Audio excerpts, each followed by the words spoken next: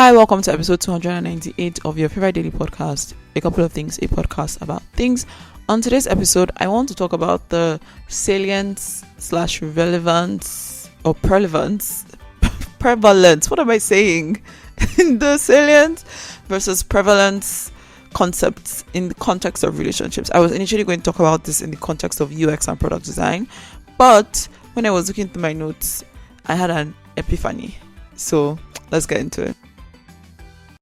Hello. So, like I said in the very long intro, in my notes where I keep my podcast ideas, I had written about salience versus prevalence in the context of UX research. So, if you've done any kind of research really, but particularly in an applied context, you know that some things people, like if you interview 5 people, 10 people, you might hear some things come up over and over again. And those are the things we tend to pay more attention to. We call them like, oh, these are the recurring themes in the conversations from the interviews.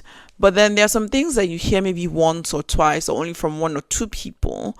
But then they are very, very important. And you can make that judgment based on the surrounding context. So maybe you already have some insights into something from some other time, or somebody on your team is working on something related to that. So that makes it salient information, even though it may not be prevalent in the sample of your research and insights from your data from your research sample. So I went to look up a dictionary definition. Dictionary definitions can be so funny sometimes, because how can you define prevalence as the facts or condition of being prevalent?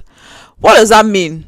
Anyway, prevalence is commonness, how often something occurs, pervasiveness, and so on and so forth. And generally, people are talking about like across a population.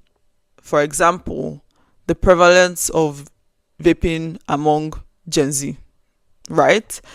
And then not severity, salience. Why did I say severity? While salience is the quality of being particularly noticeable or important or prominent. So that is like something that's very, very important. I don't know, I can't think of any example, but these definitions are from the Oxford Languages Dictionary. Like when you do a Google search and then you see the dictionary thing, that's the definition. But anyway, my point is, I was thinking about, as I was going through my idea notes, I just had a lightning moment. I don't know what it's called, eureka moment or whatever, about how this can apply in our personal relationships, whether it's friendships, whether it's a romantic relationship, boyfriend, girlfriend, husband, wife, even with our parents. Because more often than not, we focus on the things that are prevalent. Did I say it correctly? What is going on this afternoon? We focus on the things that are prevalent and not on the things that are salient. So your partner, parent, friend can complain about something over and over again, or mention something repeatedly. Not even a complaint, like just talk about maybe the issue that they're watching and they talk about it all the time. And so it comes up a lot with that person. And we pay more attention to that naturally, because we pay more attention to what we see more of, or in this case, hear more of. However, there are things that they may mention only once or twice. And those are the things that are actually more important.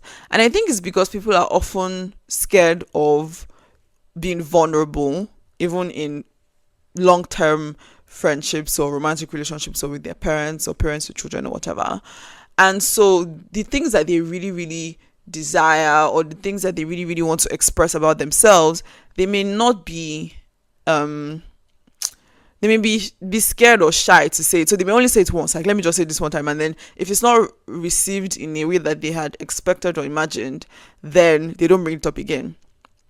Again, there's no, I don't know if there's any science or research that backs it up. This is just literally my thoughts this morning, the afternoon, as I was looking through my my notes. So don't quote me, or quote me, it's up to you. But my point is that in our relationships, yes, it's great to focus on the things that people talk about often, right? Like, oh, if your friend is like, oh, you don't call me enough, or you don't reply my text on time, that kind of thing, and you hear it a lot. Or they are talking about a TV show that they are absolutely obsessed with at the moment, and then maybe you buy them a gift, a knick-knack, maybe a keychain or a fruit magnet that is about that thing or whatever. Prevalence, right? It comes up often. But I think that we should also try to pay more attention to the things that only come up once. Again, some things just come up once and they don't really matter. So again, that's where you have to use your judgment and your knowledge about this person, and also just communicating, asking questions about them. Oh, you mentioned this thing. What's that about? Right? Like, there requires a bit more effort, because they may just mention it once or twice and never again, because maybe they are shy. Maybe you did not respond how they expected you to respond when they first brought it up, things like that. So yeah, that's what crossed my mind today. Not necessarily on my mind today, but crossed my mind today, and wanted to share that with you guys. Onto the number fact. There are only 67 days left in the year. You guys, that is incredible. And number fact for 67, that is the number of throws in judo. Also, I want to say that the website where I find these number facts, which is numbersapi.com, is so America-centric. The other 67 trivia facts are all about the US. So I was like, no, I'm not going to say them. And then a math fact about 67. Today is a day of palindromes, because number 67 is the smallest number, which is palindromic in basis 5 and 6. And if you don't remember, a palindrome is a word or a phrase or whatever that reads the same backwards as forwards. So, madam, for example, if you read it backward or forwards, is the same, madam. And so in base 5 and 6, number 67 is a palindrome. And then also episode 298. 298, if you add 3 to 298 and then multiply it by 298, you get a palindrome. How's that for a fun fact? And I actually tested it out. If you do 298 plus 3 and then multiply your answer by 298, you get 89,698, which if you also read backwards is also 89,698. I love that for some reason. And then today in history, a lot of things happened, but to be honest, everything was like, I don't know about all these things.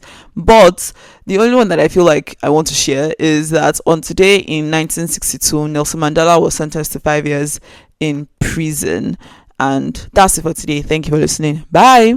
Thank you for listening to today's episode of A Couple of Things. If there was anything you found interesting or insightful, or you enjoyed the episode, please do share to someone or multiple people. Like, leave a comment, and definitely do subscribe and all the nice things. Bye.